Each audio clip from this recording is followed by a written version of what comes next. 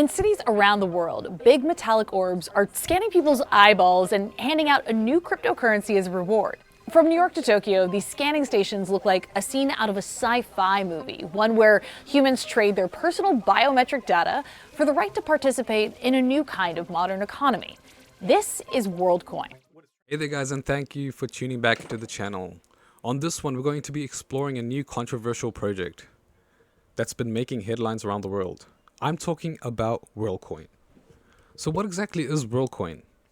So Worldcoin is a project that aims to create a global digital identity and a financial network by giving everyone that joins a cryptocurrency token. So the way you join is by scanning your biometric data through an iris scan through a device called the orb. So is Worldcoin a really good idea? What are the pros and cons?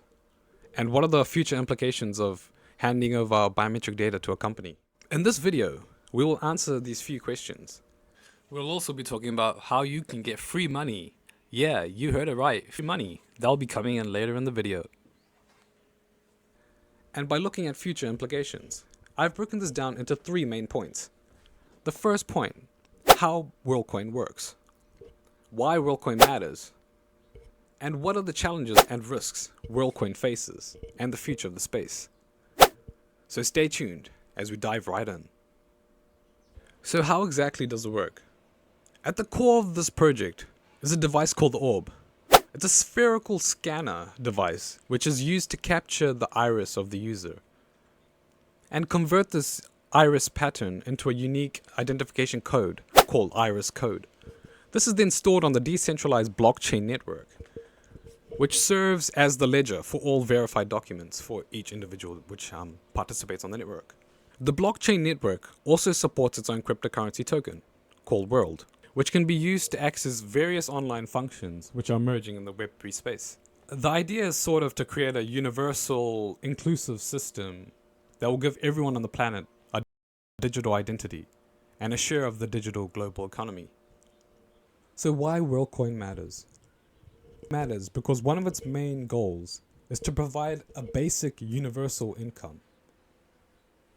This is through the use of its own cryptocurrency token, World, to every single person in the planet. This means that regardless of how much money an individual has access to, if they have access to that network and scan their information, they will receive cryptocurrency worth value. The second point is empowering unbanked populations. What this means is people who do not have access to a bank or financial systems or services, such as those who live in remote access areas or third world countries, etc. By using the orb, they will be able to participate in this network and still have some digital currency, which can then be used to improve their life. So Worldcoin's third point, and that is to create a fair and transparent system. So Worldcoin's aim is to do this by preventing fraud, inequality, and to reduce corruption. By using this iris scanner, you cannot create data nodes because you cannot tamper with the blockchain. So as in essence, once you've created a user using this orb to scan your data, you cannot edit this or modify it. By using the scanning technology, Worldcoin can provide a way to ensure that every unique person is unique and actually unique, preventing duplication or impersonation. And Worldcoin's last goal is to foster innovation and collaboration. So the way they do this is by creating a platform that supports various online services and applications that can address different problems and opportunities in the world. By using the World token, users will be able to access these services and applications without any barriers or fees. By using the iris code, developers will be able to create these services and applications without any intermediaries or regulations. Although Worldcoin has many advantages, it does have some drawbacks and some cons, and we're going to address these now. The first point is the privacy and security concerns regarding the biometric data and the collection. So just exactly how this is stored, collected, and used is up for debate. This is regarding the iris patterns and scans. This biometric data is very sensitive as it contains information about the user's health, their patterns, their preferences. And if this data is breached, leaked, or misused by bad actors, hackers, government corporations, or who knows what, this could breach someone's safety and health, which is a no-no.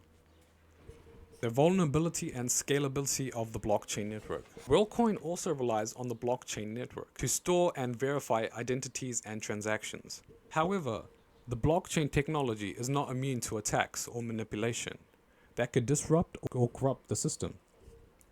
For example, if a malicious actor gains control over more than 50% of the network's computing power, they could alter or reverse transactions or identities. Moreover, the blockchain technology also faces scalability issues, which could limit its performance and efficiency.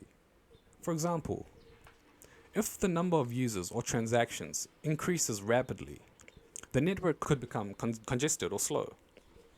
And thirdly, Worldcoin also lacks transparency and regulation regarding its project and its founders.